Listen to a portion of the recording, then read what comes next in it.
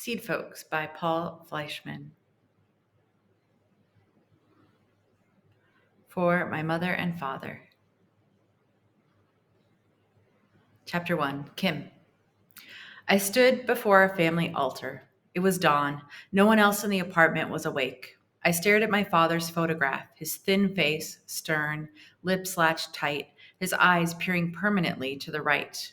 I was 9 years old, and I still hoped that perhaps his eyes might move, might notice me. The candles and the incense sticks, lit the day before to mark his death anniversary, had burned out.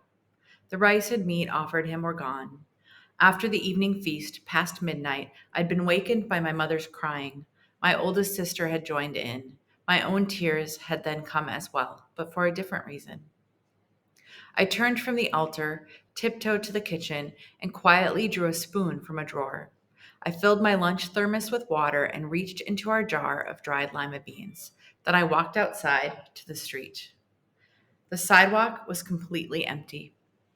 It was Sunday, early in April. An icy wind teetered trash cans and turned my cheeks to marble. In Vietnam, we had no weather like that. Here in Cleveland, people call it spring. I walked half a block, then crossed the street and reached the vacant lot. I stood tall and scouted. No one was sleeping on the old couch in the middle. I'd never entered the lot before or wanted to.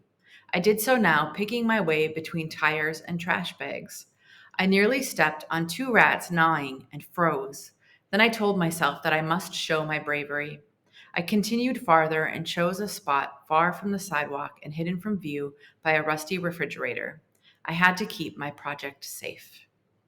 I took out my spoon and began to dig. The snow had melted, but the ground was hard.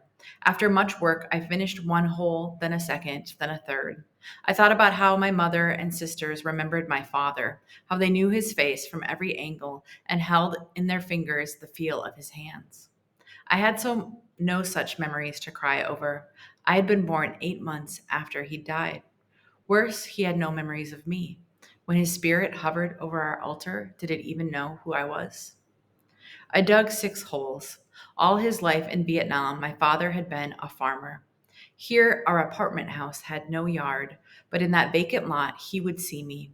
He would watch my beans break ground and spread, and would notice with pleasure their pods growing plump. He would see my patience and my hard work. I would show him that I could raise plants as he had. I would show him that I was his daughter. My class had sprouted lima beans in paper cups the year before. I now placed a bean in each of the holes. I covered them up, pressing the soil down firmly with my fingertips. I opened my thermos and watered them all, and I vowed to myself that those beans would thrive.